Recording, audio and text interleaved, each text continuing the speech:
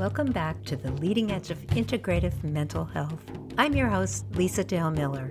Please review and subscribe to the Groundless Ground podcast on Apple Podcasts, Spotify, Stitcher, Google Podcasts, YouTube, radio.com, TuneIn, iHeartRadio, and of course find out more at groundlessground.com. I'm ready to go. How about you? This is a very special episode featuring Anne C. Klein, aka Lama Rigzin Drolma, professor of religious studies, Buddhist Studies scholar and translator, and Tibetan Buddhist teacher.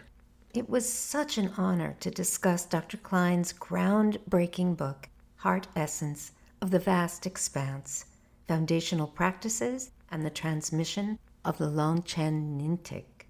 We speak frankly and deeply about Nundro, its practice, and relevance for Western Tibetan Buddhist practitioners. Dr. Klein also generously shares her rich history of engagement with Buddhist academia and her long-standing relationship with Tibetan Buddhism as a practitioner and guiding teacher of Dawn Mountain Tibetan Temple and Institute. May this episode be dedicated to the welfare of all beings everywhere. Anne C. Klein, many people also know you as Lama Rigzin Drolma. It is such an honor to have you on the podcast. Well, thank you for being honored. You are an amazing mix of things.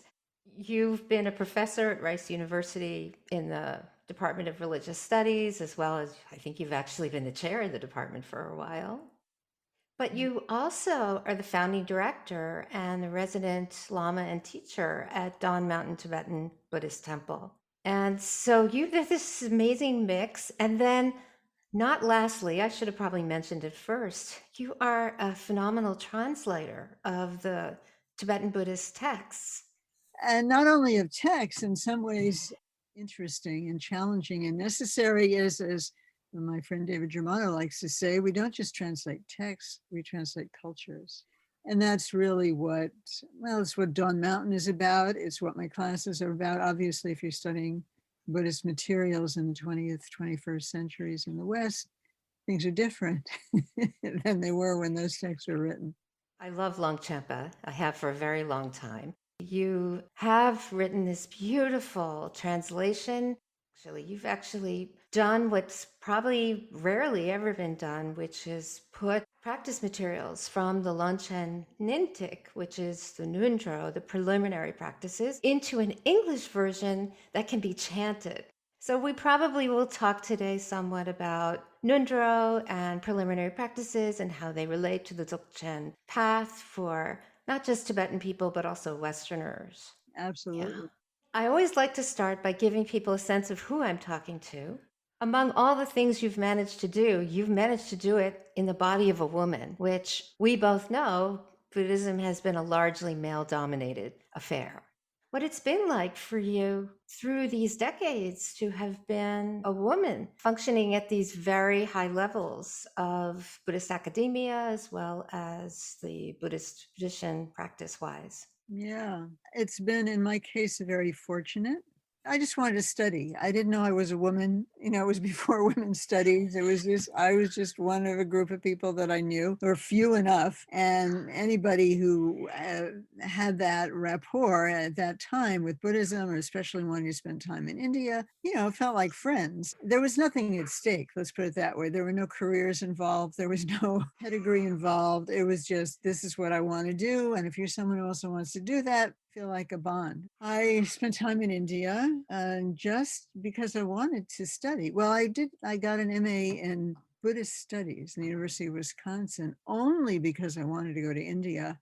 They had a program called Indian Studies. And then inside that, I found out later they had Buddhist Studies. And that just sounded wonderful. I knew I wanted to go to India. My parents, of course, thought it was a terrible idea. And I thought I should learn something about India in order to be persuasive about my need to go there. And that was the long and short of it. Graduate school wasn't what it is today. I didn't know anything about Buddhism. Looking back, I'm amazed. In the summer before I went, I didn't read any Buddhist texts, but I did go with full enthusiasm.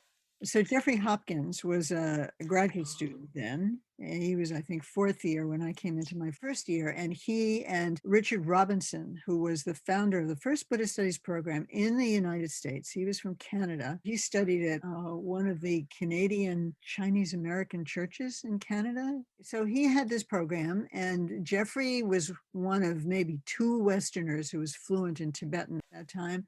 They decided to invite this former abbot of Yume Tantric Monastery. You know, the Yutu monks are the famous ones with the deep voices. And he was a wonderful scholar, famous throughout Tibet for his scholarship. And so Jeffrey asked him to teach a seminar, which he was one of the few people capable of translating that seminar on Buddhist philosophy. And in order to do that, you had to take, which I wanted to do anyway, take Tibetan in the summer. So the summer before that, I took some Tibetan sitting out on the lawn of what Jeffrey and Richard Robinson founded. They called it Tibet House. Richard Robinson was tragically killed that summer in a fire. So then cancer came and we started this class, and then I knew this is really what I want to study. And by the way, this is what I'll do when I go to India, because I didn't really understand about the Tibetans being in India. And so being male or female didn't seem like a thing at that point.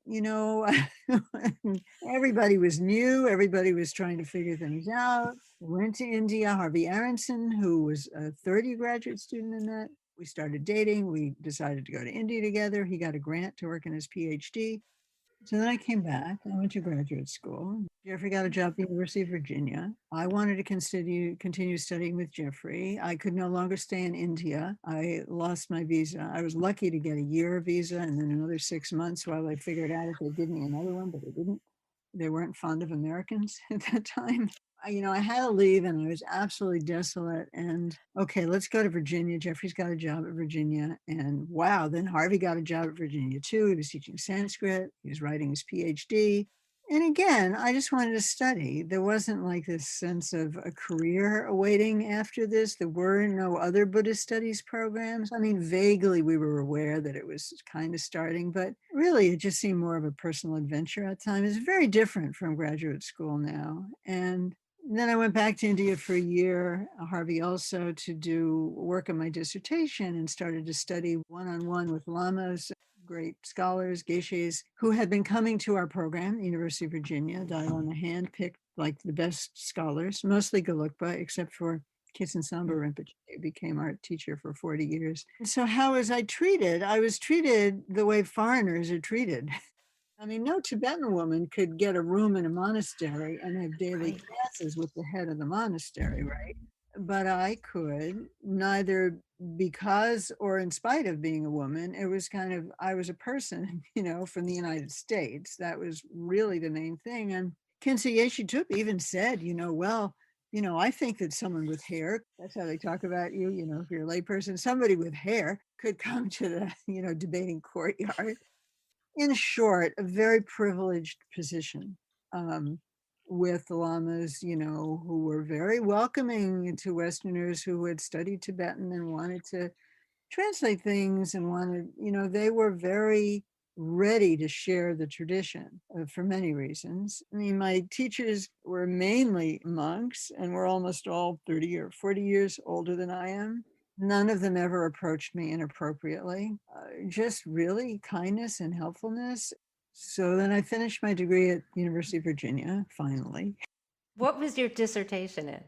What is still a major theme, actually, including when we get to talk about transmission, for me, the relationship between direct experience and cognitive knowing.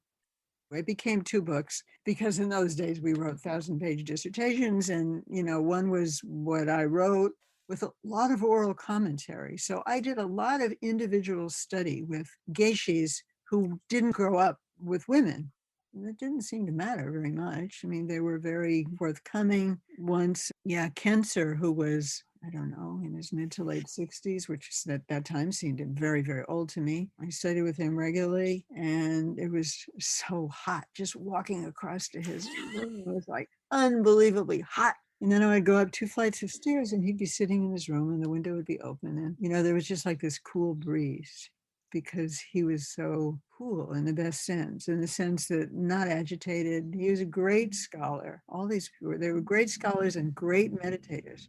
Really, from the beginning, models being a scholar who wasn't all in their head. And in general, Tibetans, are very much in their bodies. I think that kind of goes with the culture. And I just liked it. I like talking about all of these really, really fine points with somebody who didn't get all about it. They were just, he was so nice. He was wonderful, a great scholar. And another book is called Path to the Middle, Oral Madhyamaka in Tibet, the spoken scholarship of Khyentse Geshe Thupten, because one of my interests has been all along, really, I think in all my books, really have a lot of oral commentary in them. And that's, living tradition. And I knew this is the last generation that is trained in traditional Tibet. Their oral commentary is really the fruition of so much transmission, lineage, study, practice, relationships, because this is what they heard from their teachers. Now they're telling it to me. Almost the whole book is actually his oral commentary on 7 verses of the 6th chapter of Tsongkhapa's Gompa Rapso. 6th chapter is about wisdom, the perfection of wisdom. It's more than half the whole text. And I read almost all of it with him and then finished it with Ladi Rinpoche, another great, great scholar being. I studied with him in Dharamsala, and also he came to the University of Virginia. We lived with him for a year and a half. He was so funny. Didn't seem to mind teaching us basically kindergarten kind of debate stuff. Our class, we were, I think, 3 women, 4 guys. And it just seemed very easy. And one day, back to Khyentse Geshe Thupten on the 2nd floor of his dwelling in Loseling. He was the founding abbot of Loseling. He said, well, don't come tomorrow because nobody will be here and it wouldn't look right. And I was like, what? Even though I was alone in the room with him, usually there were always people around. So I thought that was interesting because until that moment, I perhaps naively never really thought about the gender issue. Yeah. So then academia. I love the look on your face. So I got my PhD. Yeah, right after that, like a miracle happened. I got a postdoc at Harvard Divinity School to work on what became Meeting the Great Bliss Queen. We weren't studying, women's studies. We were trying to crack Tibetan, and that took everything we had. I knew it was kind of crazy that I was getting this postdoc. It was thrilling. It was just thrilling for me because that was the beginning of my starting to recognize the need for and really start to think about the cross-cultural issues that you mentioned earlier. Program was founded by Connie Buchanan, who just passed in the last year, actually. Amazing woman. And she was on the planet to help women scholars. And she just modeled, what you could be as a woman. I mean, she took over the divinity school. She became the advisor to the president of Harvard. As she would remind everybody who would, of course, call her Dr. Buchanan, she didn't have a PhD. She was just wonderful and brilliant, and she just had a mission. So I, for the first time, encountered feminist thought and realized that it had a lot of the same concerns, really, as Buddhist thought, like wrong ideas about what a self is, male or female. So that was just a huge boost, just a huge, and so much support. I never could have written that book without people patting me on the shoulder or head and say, yes, yes, that I had anything to say to people outside of my little cohort. So that was huge and hugely fortunate. Then I got a job at Stanford, which was another miracle. It wasn't tenure track, it was 5 years. It was fantastic to be there. There were 2 or 3 other amazing Buddhist scholars there. While I was there, Carl Bielefeld was professor of Buddhism there, and we had known him from UVA. Van Harvey, the chair of the department, stopped by and said, oh, are you happy in your work? And I thought, wow, that's, he's very, very prominent figure in religious studies. And then I got the job at Rice. And that was a moment of, full on women's studies, treating women right. And I mean, are there times when there's a certain condescension in the air? I was the first and for a while, the only woman in the department, although it was a small department, and the only person in Asian studies. And let's say the people in the department at that time who had been there for a long time, didn't particularly want me there. Why is that? Well, the position had actually been created by George Rupp, who was then president of Rice University, and he had been dean of the divinity school when I was there. He created this position. He wanted a dedicated Asian faculty at Rice. They said it could be, religion, it could be history. I was hired without particularly consulting my department, except for the chair of it, who made it his business to make space for me and not let anybody treat me bad, because then some nasty things started, whether because of women or just as much because of Asian studies. Just there was a kind of nasty conservative movement for a while that had, I think it was actually out of Dartmouth, that printed nasty things about people in newspapers that were distributed around the country. And so there was a nasty bit of stuff there. But Werner stood up for me, and the upper echelons of the university were all totally wise to this. I feel like this maybe isn't the story you're expecting. A lot of young women don't understand what it was like back then. Just moving through these institutions that hadn't really been set up for women to be functioning in ways that wouldn't just be simulating or emulating what male scholars had done before. This had to be made room for almost in all of the disciplines, I think. Yeah. So at Stanford, there was called Center for the Advanced Study of Women. So I used to go to seminars there. And so that kind of continued my trajectory from Harvard, as it were. There are, of course, some amazing women there. And at least a few times in the restroom at the American Academy of Religion national meeting, I have met a woman who, much younger, who says, it was because of your book that I got into the field. I didn't think, I could. So that's like, oh my God, so meaningful. And it's also a lesson to anybody, I think. You don't know what effect your work will have. I mean, I think that's just true in life. You just don't know. You don't know who your podcast will, be digested by and whose life they'll change. I mean, I wasn't really thinking of future generations of women scholars of Buddhism, honestly, Yes. because I thought I would always be young. I mean, you don't think of that, especially it was the beginning of the field. I didn't think of like this field now. People are writing histories of the field of, Tibetan studies. But at that time, it was just, a group of questionably sane people. This would be still read decades later. I've known a lot of Buddhist scholars through the years, and many of them are not practitioners in any way, shape, or form. They essentially are academics. Uh-huh. What's so interesting about you is you've managed to have this incredibly rich academic career as well as this unbelievably engaged practitioner slash Buddhist teacher career simultaneously. And I'm wondering how many of your contemporaries have done that. I think that more and more, at least in the Tibetan scholarly world, the US Academy has become a little more open to the experiential, the tactile, phenomenological. Now there's a field, contemplative studies. But besides that, I think people who work in this world, I mean, you just meet really amazing people. I mean, just stunning people. And it's pretty natural, I think, to want to be a practitioner as much as time and life allows. And I'm married to somebody who is able to help me do this because, yeah, you couldn't do it yourself. You couldn't Of do course. it. He became a psychotherapist, and is also interested in cross-cultural stuff. Harvey Aronson wrote Buddhist Practice on Western Ground. So my teachers encouraged me to do this, and I just wanted to do it because we moved to Houston. Rice was a wonderful job. I had 5 years at Stanford, and then there's just nothing. But we had always lived, whether in Charlottesville or Bay Area or Boston, there were Tibetan teachers coming through. And we kind of realized, well, if we're going to Houston and we want to maintain, I'd always had regular connections with teachers. If we want to maintain this, we might have to start something, So we did in a very low key way, and gradually it's developed.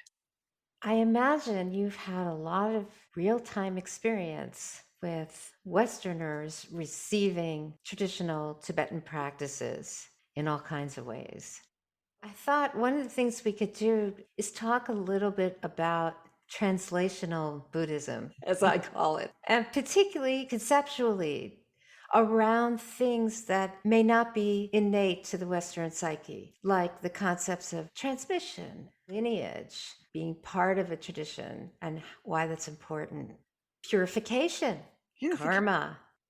I think it might be odd to different cohorts in different ways.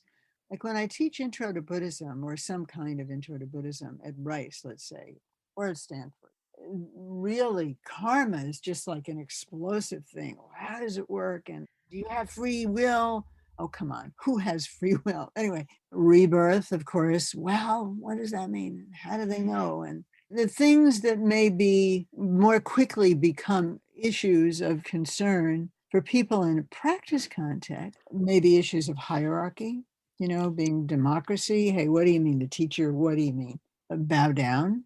And I've heard that, like at Naropa, they have a group of people of color who are saying there's no way I can have that kind of relationship with a white teacher. It's just, there are too many scars. There's too much trauma. Bowing down to a white teacher, forget about it. I don't know if they felt that way about Tibetan teachers. So the hierarchical thing comes up a lot. And the thing about Guru Yoga, of course, we do the foundational practices, as I prefer to call what are often referred to as the preliminary practices, because they're not preliminary. They're really your foundation. Whenever you walk into the house, you walk on its foundation. So whenever you practice, that's your foundation. But for practitioners, and especially for women, it comes up a lot. Or let's say a certain percentage of people it will come up very strongly for.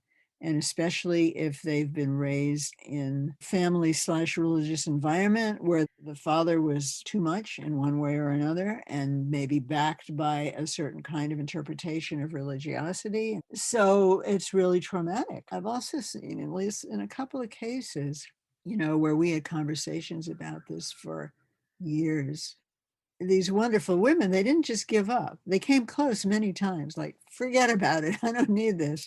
But there was something, because there was a deep connection somehow for them. They ended up, I think, working through a lot, actually. There was healing. But males have authority issues too. I mean, a lot of people have issues with authority. Probably everybody has some resistance, right? So that's part of what you're processing.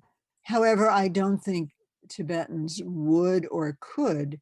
It might come through in some other way. And part of it is recognizing, what the guru actually is in the end. Exactly. And maybe you could say something about the actual guru inside, which all the other guru figures ultimately are the self knowing awareness that we all have. Yes?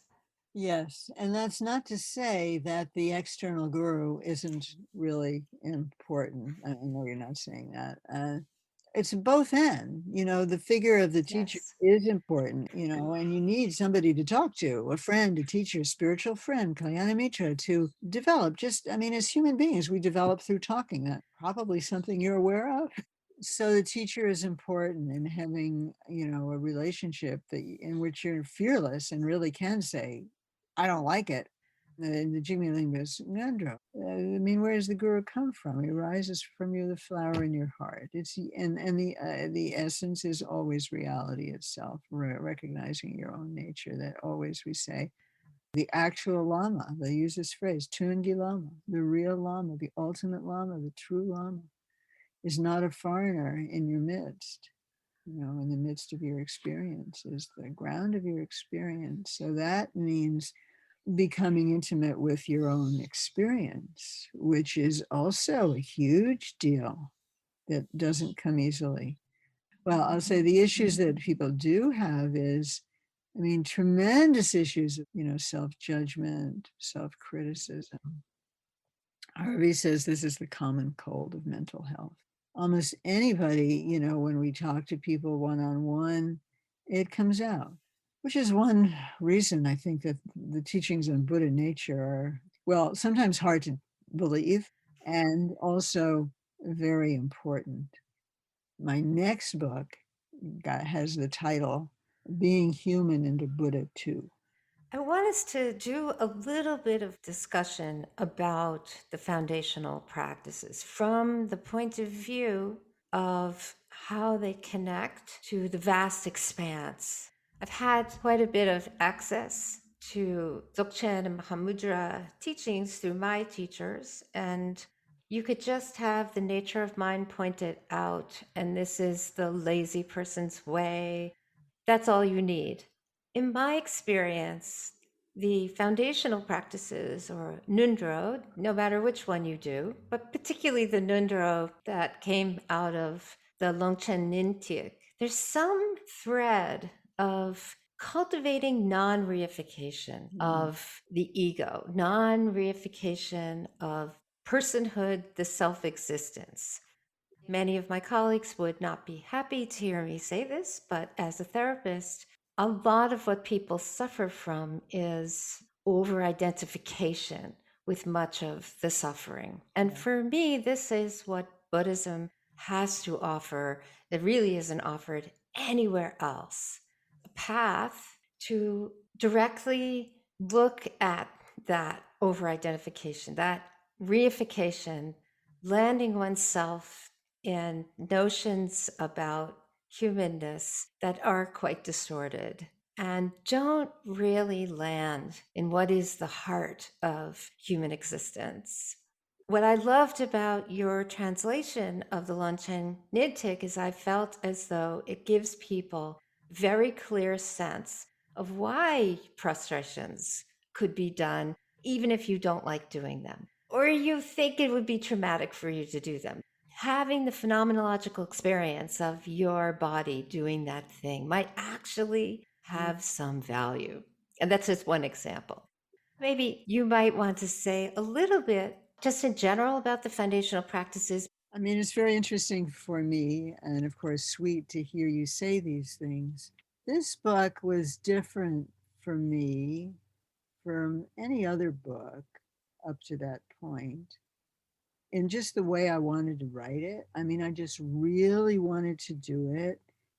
I didn't feel it would help me at all academically. I don't know if it did. I mean, I had tenure, I think, by the time I did this, so I didn't care. But even so, you like to write things that your colleagues will, No, I wasn't going to do that. I just kind of had to do it, and part of it was making the chantable English for the sadhana because you have to sing it. The singing is really important. You mentioned transmission. I mean, the melody is part of the transmission. It's the words and the melody. And so people do respond to Western music. And I've met some people at conferences who are putting various kinds of practices to Western music. And I get it. But for some reason, that's not me. So Khyentse Sangpo Rinpoche, who Harvey met in a tea stall in, I think, 1970, and came to Virginia, and at my request, we lived together with him in Virginia in, I think, 74. So he taught Words of My Perfect Teacher, which had not yet been translated into English, to what at that time was the largest class ever at the University of Virginia. Actually, my teacher, Geshe Wangyal, had read from us also from that text. So, it seemed really nice. And I was getting really inspired by him. And just as a person walking back and forth to school, having tea together, meals together, he was just incredibly sweet. The night before he left, which he did all of a sudden, we thought he was going to stay 6 months. And one day he's like, I've got to leave. And like, oh my God, you can't leave. It's like taking my heart out. And then he read from his autobiography some things about his experiences in meditation. And then he says, well, if you want to study with me again, what? Well, you have to finish Nundro and you have to learn Tibetan because I'm not going to work through a translator for these super practices. I didn't know at that time anybody who had ever done Nundro. Anyway, so we just did it. And I didn't feel I did it very well. Just learned it and did it in Tibetan because it wasn't translated. And then one day, there's something about the importance of faith. I said, I don't think I have faith. He said, you have faith. Really? He said, yeah, you wouldn't be doing this. So that was really interesting. I didn't really know what, a full-hearted embrace was. but I did have, I'm doing it, I'm going for it. And that could count as faith for him. And I often have occasion to mention this to students who feel they don't have faith or they're not doing it right. I mean, who's doing it right? I knew I'd made a tremendous commitment. I mean, for me, it was a big deal to commit. I was working a little, I was going to cemetery, but I didn't have like a real job or a real anything.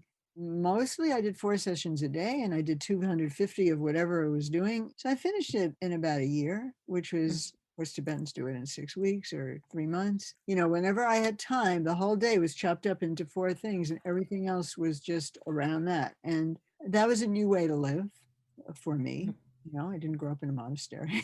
At a very basic level, the power of that commitment and then knowing that I had done it made me feel so much more connected to everything, you know, to the teaching, to the teachers, to the lineage.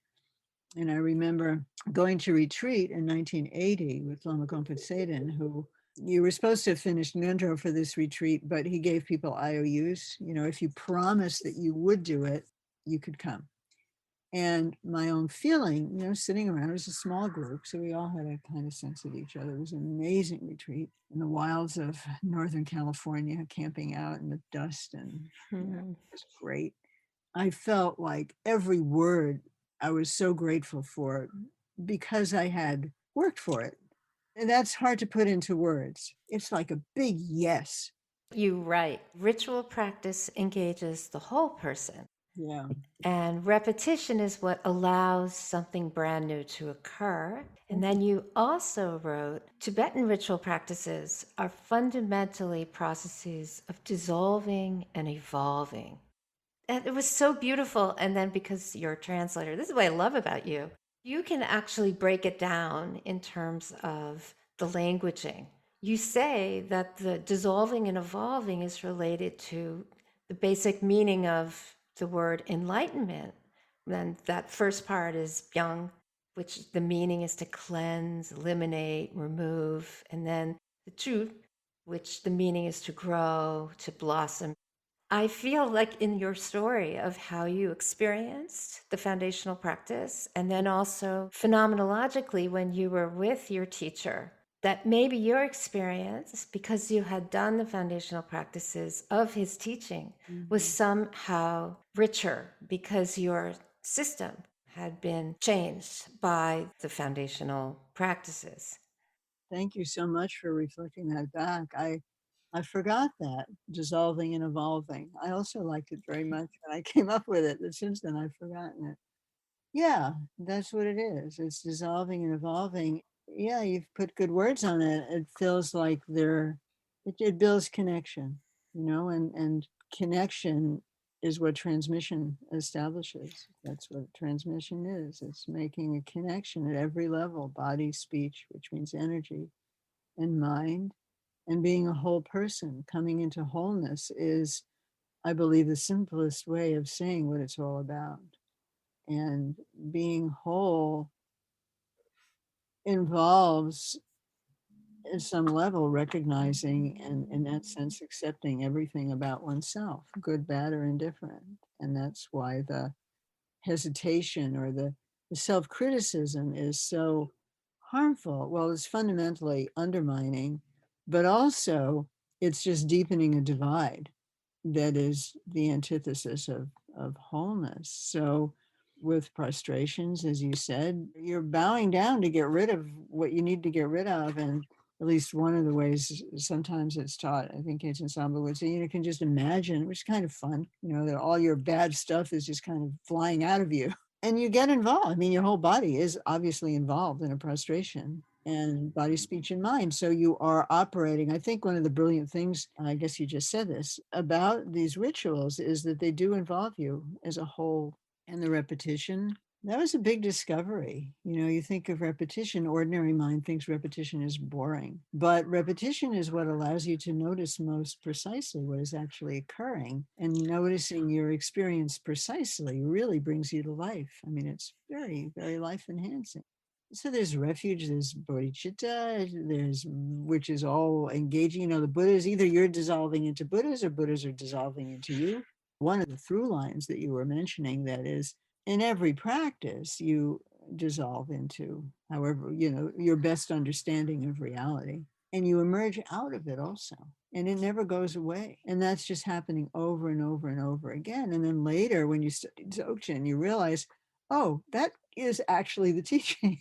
That is actually the way it is. And that's pretty important. And then you realize, oh, yeah, I've experienced doing that. So I think that's a big deal, passing in and out of reality. And you get a chance to go down memory lane, with all the people who've been your mothers and enemies and traumas, and wishing everybody well and purifying with Vajrasattva. It's an amazingly powerful practice.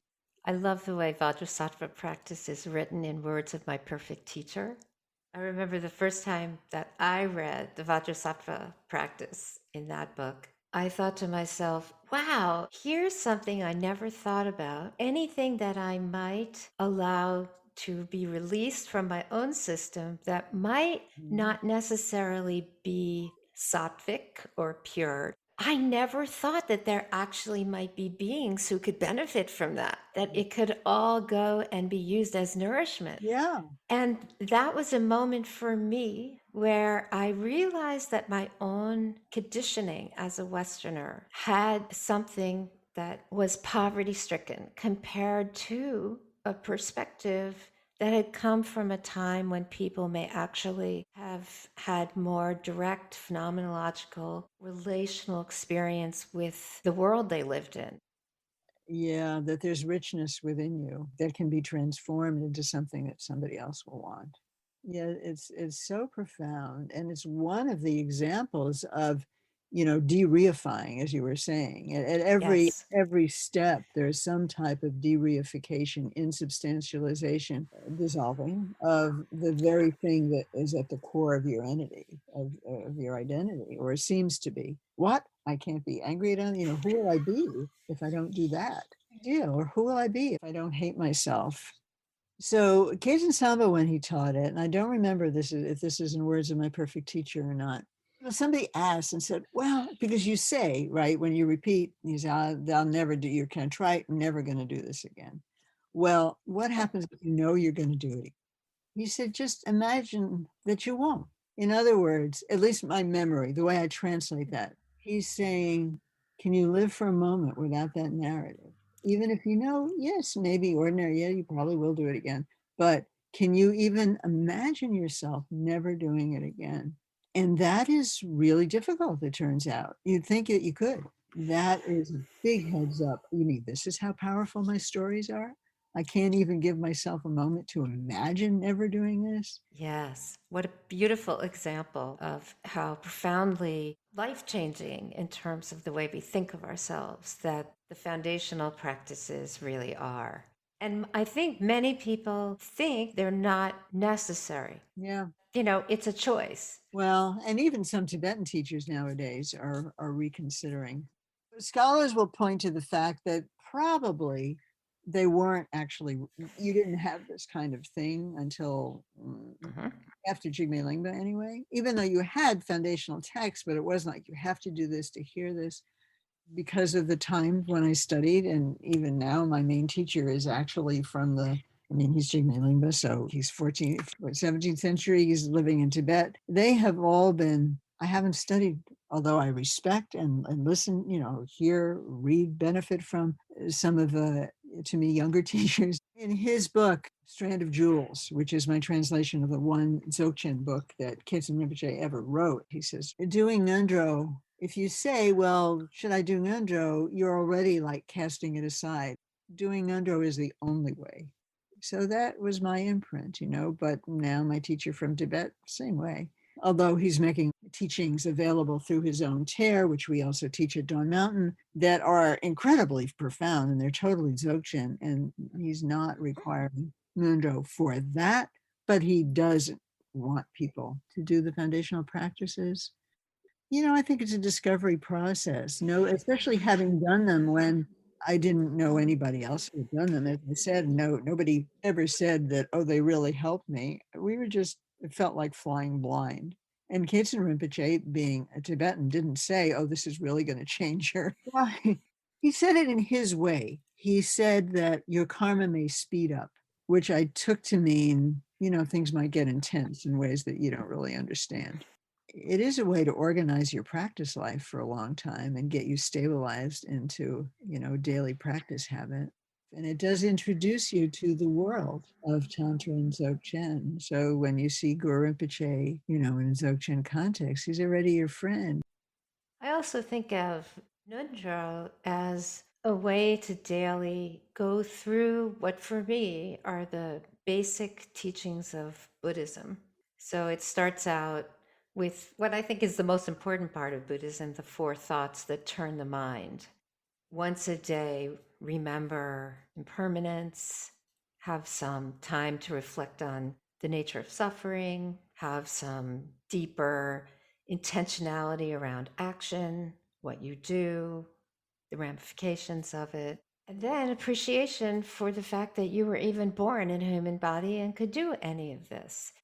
If that was something everyone did once a day at the beginning of the day, our world might actually be quite different. No kidding. I mean, it's incredibly rich. It includes all 9 vehicles, so my teachers like to Yes, say. it does. You get the whole world right there.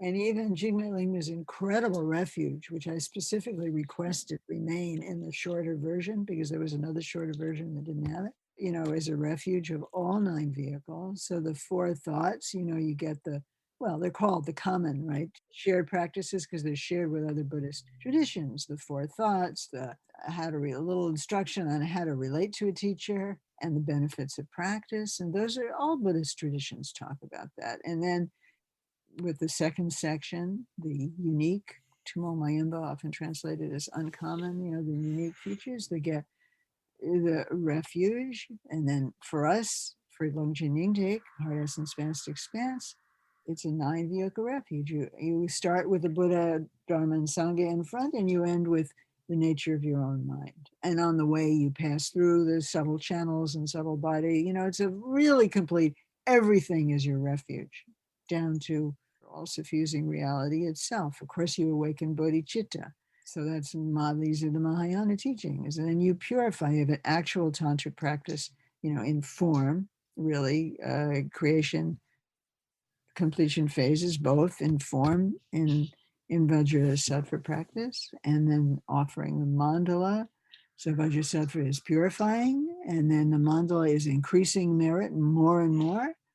We have the Luchen, the offering of the body. So that really is dissolving and evolving, or it's actually there. It's more like evolving and dissolving because in a different sense, because then everything dissolves back into the ocean of reality out of a huge, this huge fuss and feeding the whole world, nourishing the whole world, expressing gratitude to your teachers. And then, of course, Guru Yoga. And you take the initiations and you learn how to receive transmission. You learn about that, and that's going to be really important in the future. When you take initiations for your tantric practice, or you make pledges and promises, and you've gotten used to seeing your teacher as a Buddha. You're not limited to the world, the ordinary mind's way of categorizing things as much as before. And all of that is really essential for Tantra and Dzogchen, to never forget the ocean of reality that everything is a part of, and the love that is intrinsic to that very ocean. That was a transmission in and of itself. Thank you. When you talk to your students, either your practitioner students or your students at the university, when you talk about the subtle body nervous system, the phenomenological experience of pranabindu nadi, the way the system functions, which is not part of our Western medical tradition, it's not part of our scientific tradition.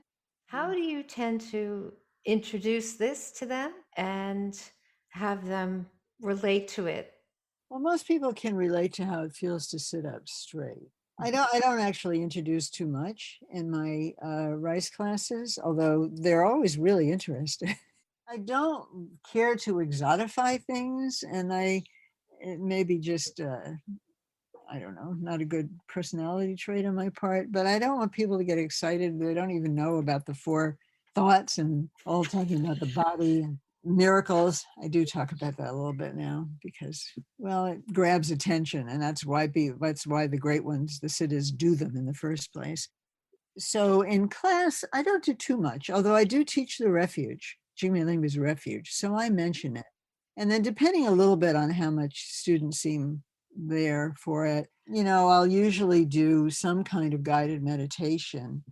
And I might not call it a central channel, but I'll encourage people to notice. I'll call it an alignment, from the center of the earth through the deep belly and heart and throat and so on, so they can feel that. And maybe I'll explain about the central channel or not, but that seems the most important thing. A little bit about energy, just that, we know how different it is when you're sitting up or walking out in nature or cramped over a computer. There's something that's really different. It depends what text you're reading. If we're reading like Jigme Lingpa's Tamsok, his wisdom chats, he talks about the nature of speech is wind element. So then I talk a little bit about that and how, energetically, you can tell how a person is by their speech. You can hear it in their voice right away. So just little things like that. I don't do too much at Rice, really, even though one of my students, I was co-chair of a dissertation totally on the subtle body, and we had a visiting Lama at that time who agreed to, gave him some practice to do, and then he agreed to read one of Longchen's amazing little texts on subtle body. So I have done it. I do more with the Tibetan class. Then we'll read stuff. We'll read Longchenpa. We have very nice practice from some of our teachers or their teachers through them. We call it the channel practice. You're working with the central channel in a very, very simple way. And this came from a teacher who wanted it to be widespread. In Longchenpa's 7 trainings for Dzogchen, which my teacher asked me to teach because it's such a fantastic foundation and it overlaps a lot with Nundro. So we did it as our first year of what we're calling our Dzogchen cycles, and it's on video, and if it seems appropriate for people, we encourage them to take it. So that was a week retreat, and the 7th training there is amazingly esoteric. I don't know of any other place where that kind of practice is in a text that is there for everyone. So when we taught that, and with my teacher's permission, then we did a little more emphatic teaching on that. But even so, we separated students out. To the students who were doing or had completed Nundro, we gave a little bit of a more thorough training than others, which only makes sense, I think, because there's a lot to learn there.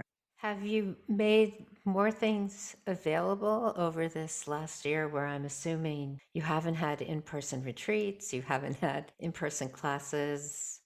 Only online. And Rice also, I've only taught online. We did a 10-day retreat last year online Mhm. at John Mountain, and people said, I didn't know if I wanted to come. And Harvey and I are in the living room. We didn't even let anyone in our house. It was quite amazing, actually. So then we're about to do another 10-day retreat online. So, am I to understand that if listeners are interested in accessing you or the teachings through John Mountain, that's something your organization is open to? Absolutely. That's why we're here, actually. Welcome people and be a bridge to the heart of the tradition in a way that, after all, we grew up as Westerners. Harvey's a psychotherapist, I'm a woman. We kind of know the ropes of this culture, and try and help people navigate that. And we have quite a few retreats videoed, and we do usually 2 weekend retreats a year, and depending on what it is, they can be very widely open. They were this past year, including we have done a retreat on Jigme Lingpa's Guru Yoga, just on that. Harvey has done, already recorded, and this summer he's going to do a course really of interest to people who are psychologically interested in practice. It's not even that much about Buddhism, but it's kind of like the psychological Nundro for life. We have a newsletter every month, and that's one way to keep up. We're on Facebook. We have a website. I have a personal website. I'm on Twitter at Annie Rigzin. Well, I think I want to reiterate, as a lot of people don't know this, there are people, Westerners, who are teaching Dzogchen, But I want to reiterate that the chance to study Dzogchen with someone who's received the teachings directly from incredible teachers and is a Westerner is a scholar and a translator, which means that the purity of the transmission of the teaching can, as much as possible, be intact. That this is very unusual. You are very unusual. You're very kind. Thank you. And I know you mean that in a good way. It's hard to find. And we both know a lot of the teachings are about how to find the right teacher. Yeah, well, thank you. I mean, Buddha, Dharma, and Sangha, Guru Deva, and the Sangha is important and Very. often forgotten. And we have been blessed. People continually tell me, and I feel it. I don't feel like I created it. I feel it's a blessing. We have a very, very wonderful Sangha, really. Before we finish, I think I have one last question for you. I promise this is not a trick question. Obviously, there's a lot of discussion these days, co opting other traditions and white people practicing in other traditions. Whatever political stand one wants to take with respect to that, whether it's countering voter suppression or standing up for gun sense laws. I think these things are really important, and they are, to me, some of the most pernicious. Oh, and by the way, a decent living wage. These things are all traces of colonialism, and especially of the history of slavery in this country. Treating people badly, not thinking that their health matters. There's a whole cluster of things. So everything that has made my life and everybody else's life who's fortunate in this culture and not demeaned by this culture, meaning the political miasma that floats through, let's just talk about the United States, definitely is benefiting from things that have been done in the past that are tragically despicable. So that's the academy, just being educated. So Buddhism in particular, how is that? There again, maybe it's different from different, the situation in Southeast Asia is different than the situation in China. Tibet is a particular thing. The University of Wisconsin, where the first Buddhist Studies program, was also the first program anywhere to hire and give tenure to a Tibetan. My generation, starting with Jeffrey, when I work with Tibetans, their name's on the cover. You can look at my books. I mean, I've been asked to translate these things by Tibetans because there's an anti-colonial spirit, right? The culture is under threat. That's no secret. And getting materials translated into English by people who have taken as much trouble as they could to understand them well is a service to the tradition. Now, you can take another lens on that and say, well, you're colonial, you're ripping these people off. Yeah, it's true. I have a whole career because I studied these things. That's true.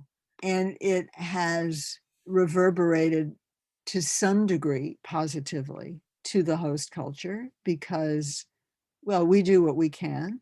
And I know other colleagues in Tibetan studies do a lot, actually, working over there and just doing what we can.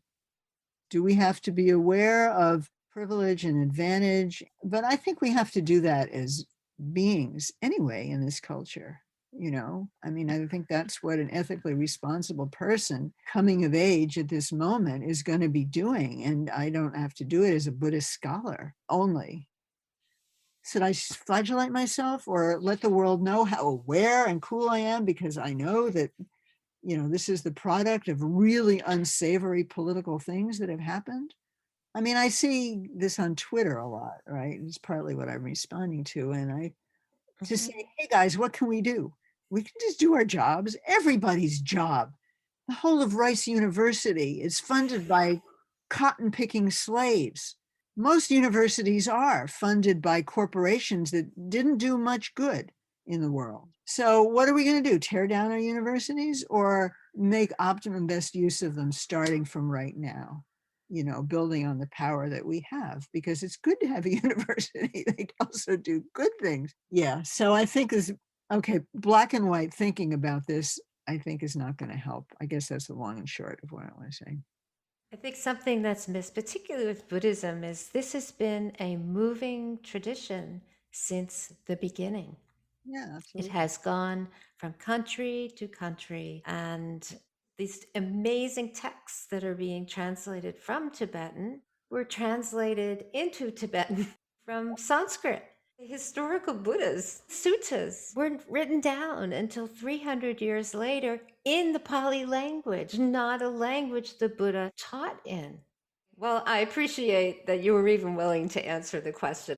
Well, you're welcome. I mean, like many sanghas, we're talking a lot about, how we can make people from all areas of life uncomfortable that we can do. It might be more important to raise wages and to have good working conditions for all people than Mhm. flagellating ourselves because we not quite have as much diversity in our sangha as some people think would be optimal. But I would much rather have the purity of the teachings be maintained no matter who it's going to be offered to. That's what I so appreciate about your contribution to that end. And the reason why I so much wanted to talk to you. Thank you so much. I am really very touched that you did. Just thank you so much, Anne, for being here. And I appreciate all the wisdom you offered today. Thank you so much.